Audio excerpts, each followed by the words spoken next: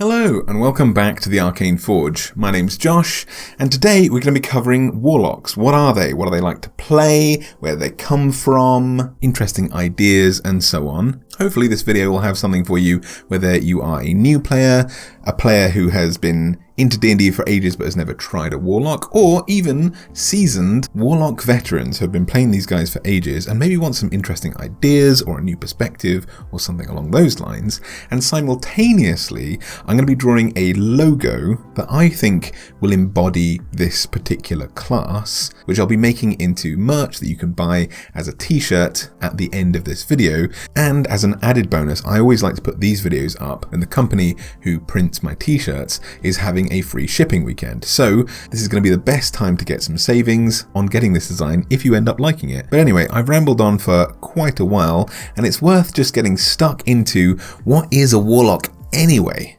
Why should you play one? My goodness, where to even begin with Warlocks? Undeniably, the goths of your D&D campaign world. The very basics of a Warlock, what it is to be one, the kind of flavour of a Warlock, is that you are a full spellcaster, like a wizard, like a sorcerer, only your spellcasting is not something that you have mastered through years of study, and it's not something that is a part of your blood, a part of your DNA, a part of your heritage, a magical accident gone wrong, but like a sorcerer, you use your charisma, your essence, your aura, your personality to cast your spells. And that's because, unlike the other spellcasting classes, while you can know an absolute ton about magic, it's not a requirement to become a Warlock. Warlocks in D&D get their magic through a pact, a bargain, a deal, or otherwise through stealing, borrowing, or harvesting power from a creature or a plane of existence who is incalculably powerful, someone who will not miss the level of power that you will use in your entire lifetime. Even if you get to level 20 as a Warlock, you will not even scratch the surface or even potentially be on the radar of whatever creature it is whose power you are borrowing, stealing, or being lent.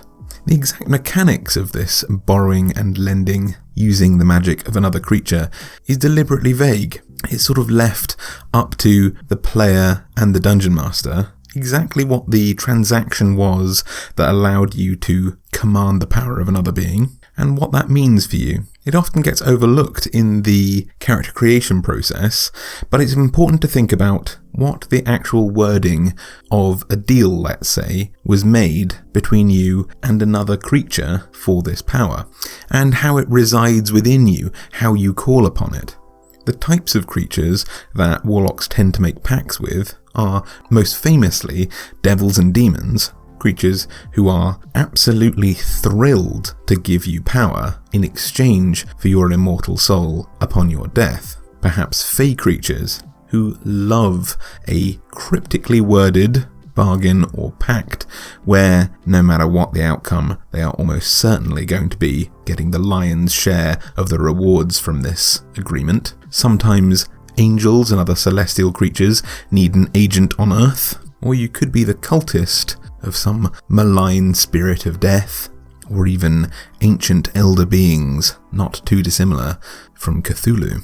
It's important to note that unless you are explicitly stealing this magic from one of these creatures, which is a horrific idea because they're always going to come back and eventually, very likely, discover what it is that you have done and therefore be very angry at you. And again, this is a creature or a group of creatures who are so incalculably powerful that you at your highest strength will be little more than an insect to them.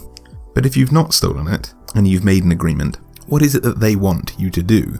Is it your sort of bread and butter infernal contract where, upon your death, something that they will almost certainly hasten, by the way, they would like your immortal soul, a pact made in a fit of desperation? Do they ask for your firstborn child in a Goblin King-style agreement? Or is your pact or agreement something that maybe you don't fully understand yourself? A bit like an elder thing, being the cultist of something like Cthulhu. Are you just doing your best to appease and hasten to bring about the apocalypse by summoning the elder thing whose power you've gained? in the hopes that you and your allies might be alone in suffering the least when they awake or when they arrive, a harbinger of some inevitable apocalypse in which you hope to have a slightly cozier seat than perhaps the rest of civilization. Perhaps you hope to draw upon terrible powers to circumvent their arrival. Maybe you make an agreement with one or several devils or demons or something else similarly horrible, knowing that perhaps their power is the only kind that can defeat them, using their own abilities against them, casting aside a fraction of your humanity, becoming what you hate, in order to use the overpowering might of these creatures against them. Whatever it is, it might have affected your appearance. You might grow horns or tentacles, a long tail, feathers on your back, and so on, by commanding this power. Maybe there's some sort of magical seal or tattoos, a tome, a scar. Maybe you bear the eye of one of these creatures in the place of your own, or maybe a third one in the center of your head. Who knows? But these are all things that it's worth thinking about when you create a warlock. Fundamentally, because this is another creature's power that is uncontrollable, even if you start to learn a lot about it, it's difficult to contain and command. And as a result, it's not something that you have full control over. A lot of wizards will see that you've taken the sort of easy way out.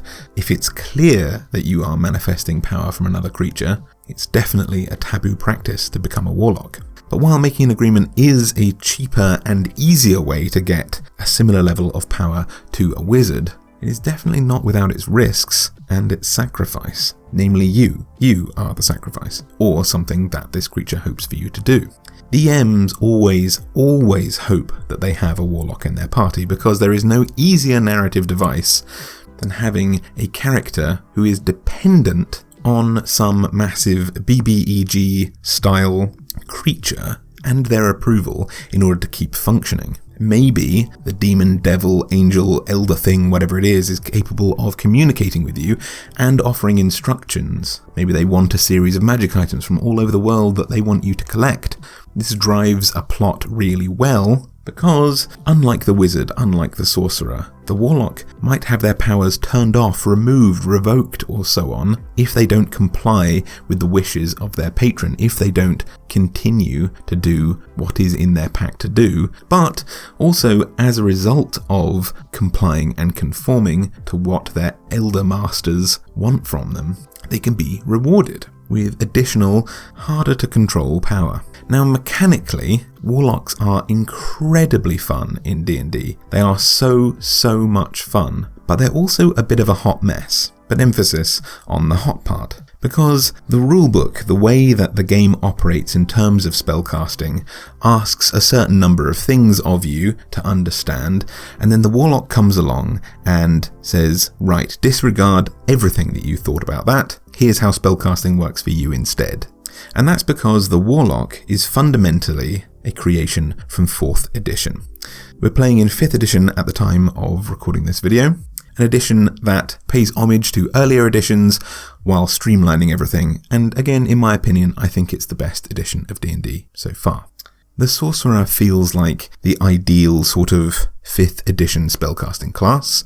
The wizard is essentially here so that players who preferred playing 1st edition and 3rd edition, let's say, have a familiar spellcasting system that's a lot more magic simulator, we'll say.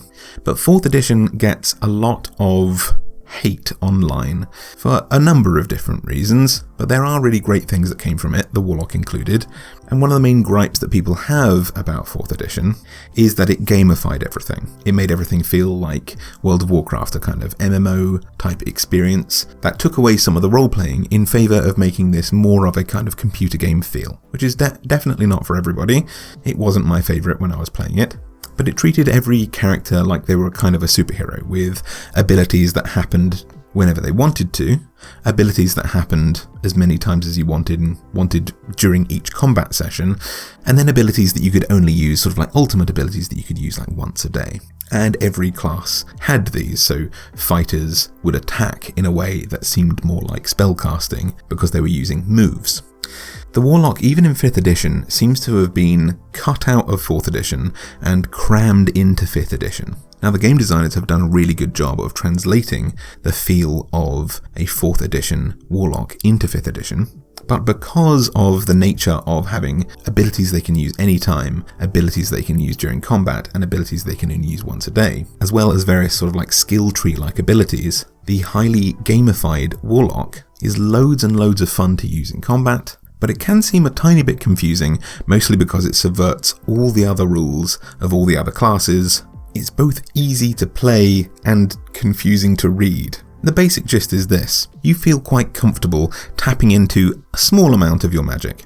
So you are sort of the cantrip master, and that replaces the 4th edition feeling of moves. Most famously, Warlocks get the most powerful damaging cantrip in the game, which is Eldritch Blast, which is sort of seen as a spam. People use it all the time. You don't have to, but there's really no reason not to take it if you're in a campaign that features a lot of combat. It's a really great spell, and you can use it as much as you like. It's just the finger gun, pew pew pew, I do 1d10 plus whatever damage. You are casting a ranged spell attack every single turn. It's great fun, and really marks out visually a Warlock compared to the other spellcasting classes. You do get access to spells, you have far fewer spell slots than all of the other classes, and you know far fewer spells, but that's because these spells are things that you're channeling from your terrifying Master of Pacts. These replace the 4th edition feeling of abilities that you can use once per combat, because while you have very, very few spell slots, and therefore can use your spells very infrequently, unlike all the other spellcasting classes, your spell slots return to you whenever you have a short rest rather than a long one. So you don't have to wait overnight to sleep and recuperate. You simply draw another nugget of power from your patron as soon as combat has ended, really, after, let's say, an hour of exploring, and you are back to the same level of power as you were when you started, whereas the wizard and the sorcerer will be having to worry and wonder about how they are managing and maintaining their spell slots in case a terrible fight is coming up. Now, in 4th edition, a greater emphasis was placed on levelling up. The world scaled in difficulty with you, and to emulate that in 5th edition, Warlocks, when they level up, draw upon magic from their patron, the creature who has given you this magic, a bit like opening the aperture of a camera. Their leveling up is just allowing more magic in, whereas a wizard has ultimate control over their ability to cast spells, sometimes increasing the spell slot cost of certain spells to increase their damage or produce greater effects. A sorcerer can move and manipulate their spells as if they are an extension of their person, because they literally are. Warlocks seem to be just kind of holding a door in front of this eye-watering amount of power, like a wooden door being held up in front of a nuclear reactor, shielding them from the most of the blast, but they can still use the energy that's leaking through the holes in this door. Every now and again, when you have better equipment and a better ability of understanding a way to contain and control and command a bit of this nuclear reactor's power, you decide to drill a new hole into the door, or remove a panel, let's say, allowing a flood, a tide of new power to seep through the cracks, and you have to quickly scramble to figure out how to best contain this new burst of power. How that translates into a Warlock's spellcasting ability is that rather than having spell slots of various different levels, all of your spells are always the same level. When you learn how to cast 3rd level spells, while you have very few spells that you can access and very few spell slots, all of your spell slots become 3rd level now. So even if you picked a 1st level spell that does a trifling amount of damage, at some point all of your spell slots upgrade, and with it, the power of all of your spells, even if they're of originally low levels, become much higher level spells, making them feel like huge combo moves, and also emphasizing the fact that you have almost no control over the amount of power that you unleash. It's like a light switch, it's either on or off, and while you can draw upon a tiny bit to do cantrips here and there, if you unleash the power of your Pact Master, things will just be incinerated. There's no non-lethal way to be a Warlock. Now, additionally, there are 2 other benefits that come from being a Warlock. You get a subclass like everybody else, or maybe that's 3. You get a subclass, a pact, and something called invocations. Your subclass, like every other class, grants you specialist features. Usually, that's something like specialist spells that you learn, or can learn, that other Warlocks might not be able to. That is in some way tied to the type of magic that you're drawing on. For example, fire spells if you pick an infernal pact, psionic spells if you pick some sort of elder god, and so on. And as you level up, you get various benefits from this pact, which might be features like mind reading, teleporting people to hell, and so on. That's literally an ability you get if you pick certain subclasses. But also the nature of your agreement with your patron is sort of like a second subclass that you can mix and match with. You might want to understand more magic more easily, so you could pick the Pact of the Tome that allows you to learn more cantrips from a spellbook much like a wizard. You might get the Pact of the Blade, which allows you to summon an eldritch weapon from thin air. You might get some sort of messenger in the form of a familiar who is under the bidding of your master to keep tabs on you, but also to be your assistant in your endeavours, and so on. But on top of all of that, you get something called invocations,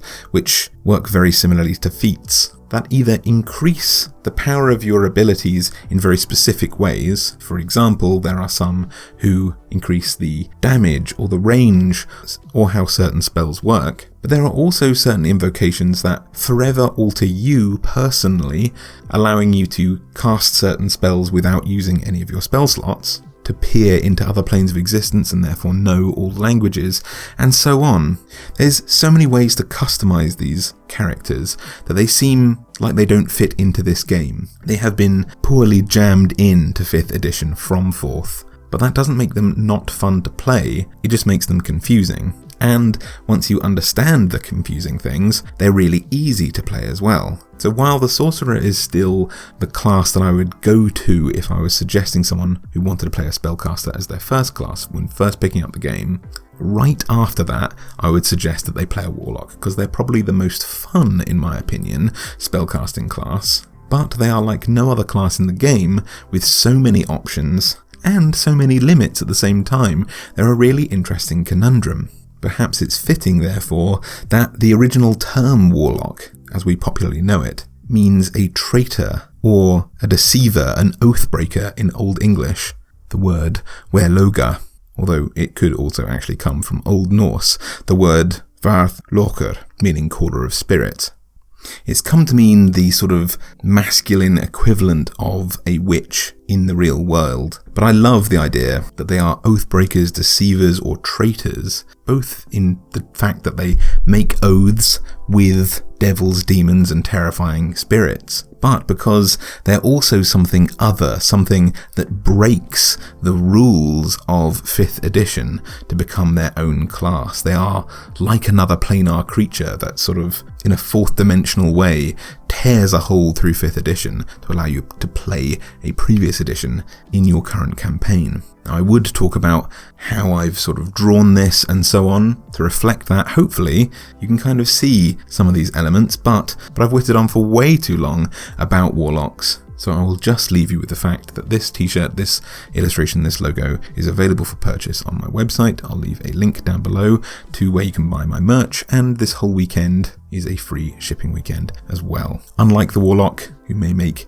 nefarious pacts and deals in order to manifest their power, everything about these shirts are as ethical as merch can be. They're print on demand, so there's no waste. They're all recyclable, ethically grown and harvested cotton, and everyone in the supply chain and the manufacturing process is paid a fair and living wage. You can find out more on the T-Mill website, which I'll leave a link to down below in my description box. But anyway, I hope you enjoyed learning about the Warlock, and I hope even more you enjoyed playing them, because they are an absolute hoot. They are so much fun, filled with narrative potential and gameplay potential as well. They're great fun. So I hope you enjoy it, I hope you enjoy playing them, and I hope you have a wonderful day until I see you on Monday for a Monster Monday video. Bye!